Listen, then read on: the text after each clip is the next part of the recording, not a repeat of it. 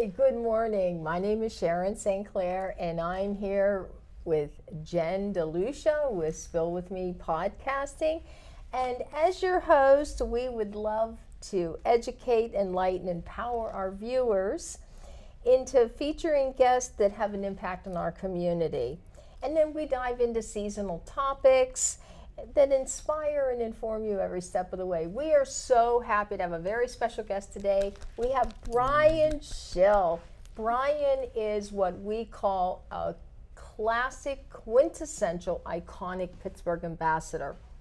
And Brian, welcome. We're so happy to have you. Yes, thank you, Brian. Thank you so much for having me. Thanks for being here. I really appreciate it. We're so excited you're here. We call him, he's our fan because he watches our show, Hometown Conversations. Absolutely. So, Brian, you have been, I've just known you for years, and I've just seen you out in the community with the Peters Township Chamber of Commerce, and you've been the face of Peters Chamber and just generally and overall in our Pittsburgh community. What was your role at the Chamber? At the Chamber, I was the executive director. So there's usually one or two or three full-time positions. Okay. And I was the director, so I was there for 11 years. Wow. And it was a blast. I mean, what can you say? You know, you're working with all the businesses, and it's Peters Township, for goodness sakes. And, right. And it was really fun, actually. You meet so many people. What made you want to do it? It was interesting because I'm retired military, and you're always trying to think, okay, what do I really want to be when I grow up? I'm still saying that. And when I was working for the congressman back in the day, Carol Foley was the director. And so Carol and I were good friends. Well, unfortunately, Carol succumbed to cancer. Oh, sorry. And so I looked at the board and I said, do I know anybody in the board? I would love to go down there and volunteer until they figure out what's going to happen. So I called a few members of the board and they said, well, you know, we're going to hire somebody. And I said, well, that's pretty cool. I said, you know, I'll put my name in the hat. And right. The rest is history. So. There would be no other name that could ever compete against you in the hat. No. Just saying. Thank you. But, right. Yes, I'm so yeah, glad. I mean, it's all about, I have a genuine interest in people. Yeah, Right. it shows. Yeah, and so it's just one of those things where it was perfect. In fact, it was so cool that, you know, after the board hired me, so many people came up to me and they said, this is a perfect role for you. Yes. And obviously I didn't know that until, you know, I started. And when you want to help folks and you want to help the local businesses and be out in the community, I mean, Peters Township was my life for 11 years, especially. 11 years. And obviously still I'm around in the area, and I'm all sporting events and things like that. You know, Peters is a special place for me and always will be. Right. So That's how we met. And you were that's the one thing too, Sharon, and I've noticed this because you've known Brian for a while too, is that Brian will introduce you to people. Like hey Jen, I know somebody. He did my ribbon cutting for my business, and I mean, everything that you've done, it's just, Brian, you brought the community together. You brought these businesses together, you know, and they're all small businesses, and they all need help when especially when they're first opening. So tell us a little bit about what goes into that, like when you go to the small businesses and you try to help them.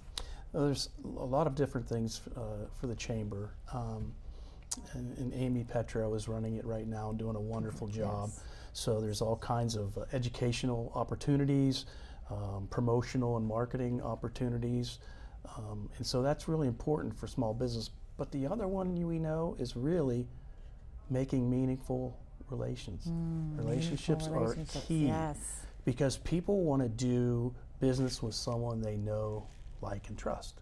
Yeah. In fact, I still do this because I always tell my kids, I said, don't count on a huge draft when I'm dead, you know. It's like, hey, but I do have a decent connections network. And so I have people out of the blue that call me and say, hey, I'm I'm starting something, and your name came up, and I always say, well, that's perfect, because that's all I want to do. In fact, you know, my LinkedIn is I only link in with people I know, because if you call me, I want to be able to make the introduction. And so I do that, and I've told people, and sure enough, they'll call me and say, hey, do you know so-and-so? Do you know Jenny D at the, you know, at the podcast? And I'll be, yes, you know, can you get me in touch? Yeah. I had a gentleman call me yesterday and said, hey, I'm going to be the majority clerk. I have no idea for the election. Yeah. You know, I don't know where to go. And so it just so happens that I know, you know, the judge of elections, and she was like, oh, heck yeah, I'll call him and give him the scoop. And I love it when people call me. So it's very satisfying. Right. And that's why I continue to do that. And you know, that's my mantra. You know, if I can help you, I definitely, you know, I want to do that. I've always talked about, you know, making a difference. You know, Yes. being the difference. Right. And that's my way of doing so, especially now that, you know, I'm not out in the workforce as much anymore. So, but yeah. So. You, I think Jenny hit the nail on the head. When I think of you, and because of you, is how Jenny and I met. That's right. Because I we forgot met, about that. yeah, she and I met at a chamber event. Peters Chamber Christmas. It was the Christmas event. Celebration. And, you know, we clicked. Yeah, we just that's clicked so right right. away. And I remember, you know, you've always been the person that you make everybody in the room feel so welcome, Special. and you make everybody feel special. You are present for every conversation and every person that you engage with, and that's a really special and rare attribute of a person. It is. Well, thank you, and that's sort of the reason why, you know, I got my call sign from the military. It was, you know, senator. We were going to ask you about that. Yes, Yeah. tell us a little Yeah, bit. Tell us so, about that. You know, a lot of people don't have or don't want to be involved with others, and so if we have guests that would come out to the 171st Air Refueling Wing base, especially if they were coming for an incentive ride, you know, some of those folks are a little bit leery. You know, they're going on a military airplane, so my job, well, I made it my job. Right. If I wasn't flying it, then I would be with those folks all the time. So if they had questions, and then I would fly along with them. And then the other part is every time we came back from a deployment, the public relations folks would say, hey, do you mind, you know, saying a few words? And so that's when I got the call sign senator.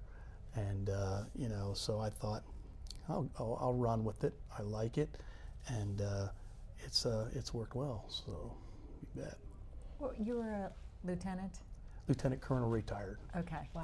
In the Air Thank Force. you for your Yes. service. You're very welcome. Yes, thank you. You're very welcome. For your service. I mean, it was a pleasure. I'm very blessed all the way around, and I could talk to you all day about how blessed and just the way things worked for me, and how I even got into the military piece of it. You know, it only takes one person sometimes to make a complete difference in your life. And that's what really, really worked, you know, for me. And so, like, you know, I was enlisted for a while, and then I went to Clarion University, got my degree, and we had a relationship with Mellon Bank. So I go down to Mellon Bank as a programmer, COBOL programmer, and lo and behold, there was a gentleman on my floor. 3 buildings down there were Mellon Bank. There's a lot of employees. But the program manager on my floor had seen apparently that, you know, I had F-16 posters all over my cubicle because I worked on F-16s. Wow. And so one day I walked into his office and I was just sort of kidding. I'm like, hey, do you have any pool out at that guard base? I want to be a pilot when I grow up. Oh, That's wow. so amazing. And his response floored me. It was like, I saw the F-16 posters on your cubicle. I was going to chat with you for a second, but he said, I haven't been on a pilot selection board in a long time. And I'm like, uh-oh, who is this guy? Yes. You know, and I was sort of kidding. And here he was the A-7 fighter squadron commander. Oh, wow. And from there on, I mean, he told me what to do and how to do that. But that was a very defining moment. And I talk a lot about defining moments with people too. What are your defining moments? And a lot of those, most folks I think are going to say childbirth, because that's a very big one. Of course, and if you're like me and you were blessed with cancer, that is a very defining moment as well. And depending on how you react to that. Now, obviously, we didn't have cancer in my family, so it was a big surprise for us. And you know, at 46, you're sort of like, wow, this is interesting. But we sort of ran with it and said, you know, what are we going to do, right? And you know, at that point, they were saying around 48 months to live, and this was 2009. Oh my God. And we, again, it's just, I think I have way too many defining moments than I probably should have, because, you know, and the doc's like, he's like, he's like, hey, you got something going on, and I think it's cancer. And I had so much community support, and if I could talk about that for someone, if you come across, it doesn't even have to be your spouse or your parent or your daughter or your son, support them. Yes. I had the PTA folks back when it was PTA. They put together the website. There's a couple websites out there, and people would. My wife could blog because I was not in good shape. You know, the white blood cells. You know, and I couldn't go out in public. And, and so she would blog it, and then the folks would sign up to bring food. And another interesting fact, and I was just talking about this Saturday, the school district, one of the clubs at the school is the Classic Rock Club. And they had a concert for me at our rec center and raised some money for us. That's amazing. It's just like, you would have to be a hypocrite. That's what I felt if I would have had a bad attitude. And I can see why people might, because that's, you know, people might say it, you know, we know it, it's not fair, or we're mad. And so you just sort of got to run with it, and you know what it is, 90% is, you know, is what happens to you or whatever. 10% is what happens, 90% is how you respond to it. True. And so with that kind of support, it was just incredible. Where were you working then?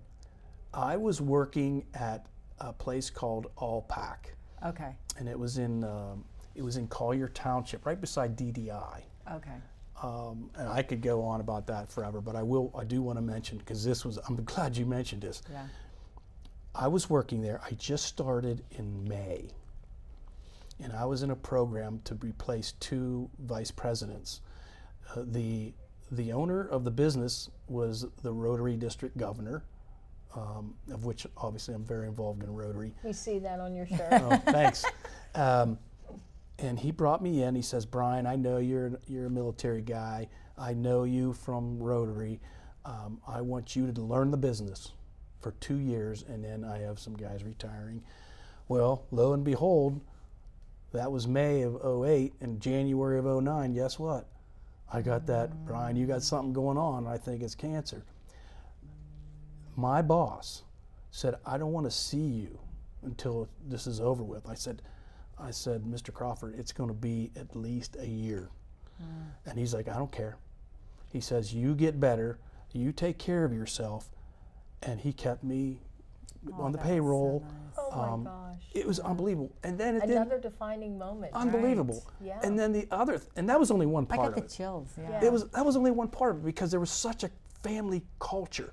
Yeah. At this, you're talking 09. This is 2026. Right. You know, 17 years. I still have the posters and the cards, and they actually put those posters when I was going to get my stem cell transplant. They had them on when I got up in the mornings. somebody had from work had put all these signs, good luck, Brian, we're behind you. Oh my God. It was unbelievable. So as you can see, if you can support someone and never forget the caregiver, Exactly. that's the one. We are pretty well taken care of. And I guess I would say the same thing, even more importantly, with parents. Yeah. If you're the caregiver for your parents, we got to, and we always got to be on the lookout for people like that. Right. It's like, hey, you know what? I saw, I know your wife's not doing so well, and what can I do for you? Can I bring you dinner? Or, just it's always about lending The a act hand. of kindness, yeah. So when you can do something for somebody, what's it going to hurt? Right. And I've learned a lot in these 40 years of mine. I thought you were only 40. Yeah. And, I could talk all day, but here's one of the things that really got me one day, and I learned. I am a assertive driver. I'm not, and I had a gentleman when I was coming from home from work in Peters. I was going north on 19, and I was going down the road, and a guy passed me fast. Where the new Valley Brook ramp is. Yeah. And he, in the middle lane, I'm on the left lane, and he blew by me in the left lane, and I was like, whoa. Okay. Normally you'd be like, what is this guy doing? I know. And I was like, all right, now we're on. So I want to see what's going on. So, obviously he was fast too. Yeah. But I said, I'm going to keep an eye out. And sure enough, I got up to MedVet. Oh. MedVet. Oh no. And they pulled in. So you never know. You never know what's going on with someone. Oh, yeah. It's incredible. It was a pet emergency. It was a pet emergency. Oh my gosh. I mean, so I've learned to be very patient. You know what? It's so true. You can't, in this world we live in, you want to get mad, you want to judge, with road rage or anything like that, but you don't know what somebody's going through. You don't know their situation, their story. That's what. In fact, that brings up another good point. You know me pretty well, I guess. When I was interviewed, Eleanor Bailey from the Almanac. She interviewed me when I took the Peters job at the chamber, and I let her know that one of my big other mantras is everybody has a story. You don't know the whole story. I try to know as much. In fact, my kids always yell at me when I'm out. They think I'm the guys in the Progressive commercials, because I have to ask, the waitress or waiter, what's your name? If they don't, or, where'd you go to high school? Yeah. What do you want to do? Is this going to be what you want to do? Right. And then usually, depending on where it is, I've done this in a drive-through at McDonald's. Yeah, oh yeah. When you go through. I'm glad I'm not behind you. Come on, dude. Yeah. So it's just a matter of, the one young guy's like, you can tell when you go through the McDonald's and one of those other drive-throughs where they have the speaker. You don't see them.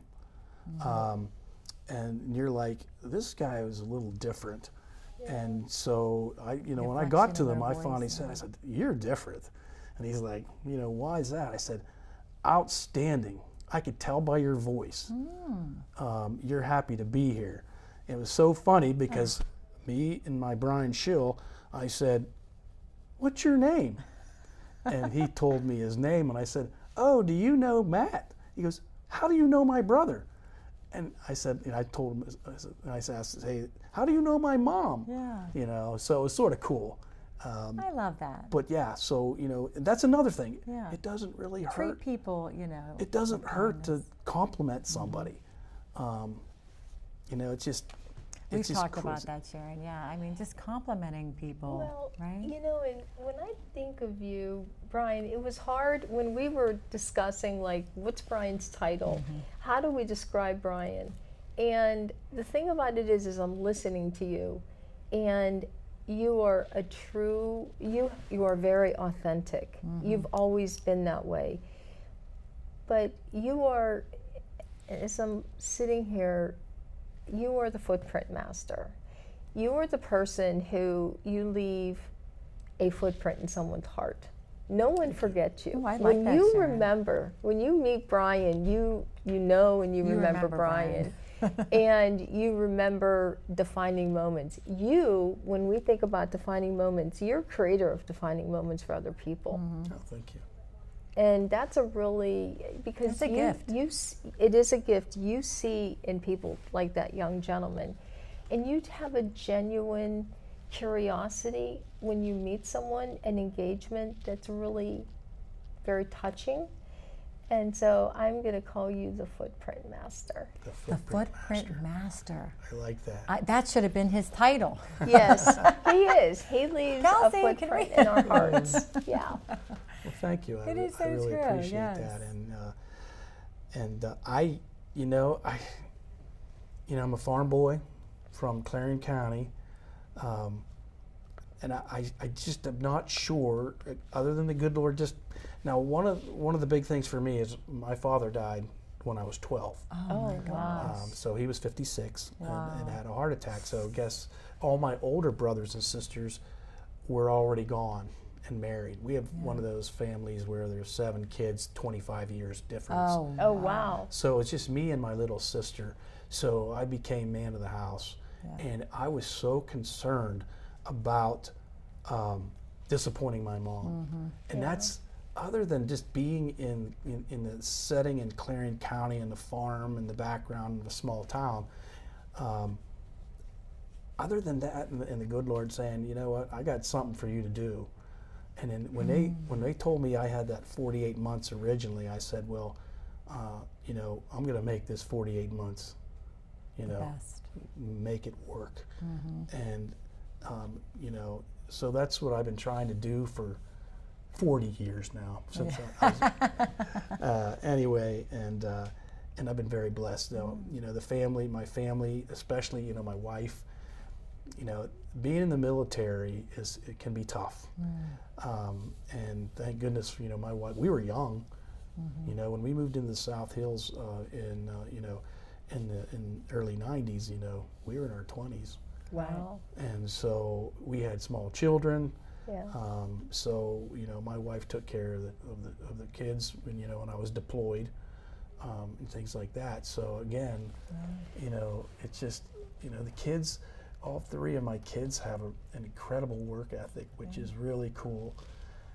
In fact, I always tell people, and I swear to you, I am so smart that I know how dumb I am, and I'm serious about this. And so it was all about attitude. Yeah. Attitude is huge. Yeah. It's enormous. That's how I can make up. In fact, I wish I was smart too, because if you have both, you can do some really cool things. But the good Lord only gave me so much. So you said several times in our conversation today, the Lord. Has faith played a part in your defining moments and journey? Sure, and that always does. We come from the old Catholic roots of a small town, and it's always really important. And I always find that people who are more spiritual are generally happier. Yes. I mean, you look at the families, and I'm here to tell you that sometimes that doesn't work generationally. Right. Right. You might be front seaters, when you were a kid, but it doesn't happen with everybody. And so, you just make the best you can. You try to be a good example, and I think that's really, really important. Yeah. So You seem to embody, when we think about faith, we think about serving. You are the embodiment of that. Yeah, you've served so many You serve. different I mean, aspects in your life. I would say, looking at your career path, the common characteristic across the board would be service. from serving our country to then coming back and serving our communities, serving your family. Exactly. I think we have one more question. Yes. What would you say to your younger self, Brian? Yeah. Wow, you got that. know. I should know that. It's an interview question, right? It is an interview question, Brian. I would say the best thing would be to be kind, be humble, always be there to help others, and the rest will fall into place. Yeah. I really do. I think that's really important, and it will help others, and obviously it would help you as well. And I don't think there's any substitute for that. Again, I've been around some really great people, and I don't, and I mean this sincerely. The two of you are part of that, and just the way we've connected, and it's and again, there's just so many opportunities and defining moments for me. I've been so fortunate. So fortunate. We feel fortunate. Yeah, we do. We for feel meeting you we just feel fortunate to the three of seriously, us Brian, to be here we would have together. never met each other if it wasn't for you and the Peters Township Chamber that you were part of. Good. You do. I like that, the footprint. You put a footprint in a lot of people's He's the lives. footprint master. Yeah. So I guess the public part of it really started when I retired and the congressman asked me to come work for him, and that's where you meet a lot of people real quick. Yeah. So now you have a network. So guess what? If I can't make it happen for you, I will find somebody that can make it happen for you. And I think that's just, those are good words. Good words to live by. And to our listening audience, we want to thank you for joining us today. And if you have any questions about our communities and about, you're looking at literally a life ambassador here, and he is a footprint master. So please reach out to Brian or reach out to us, and we'll reach out to Brian. Thank you so much for being here today and joining us. We truly appreciate it. I learned love more about Brian. you. Yes. I love you too. I really appreciate the opportunity. Thank you for being open and honest with us on our Hometown Conversation show. Thank you. Appreciate you. You Thank betcha. you. We'll see you soon. Thank you for Happy joining us summer. today. Have a great day and live your best life. Bye. Bye.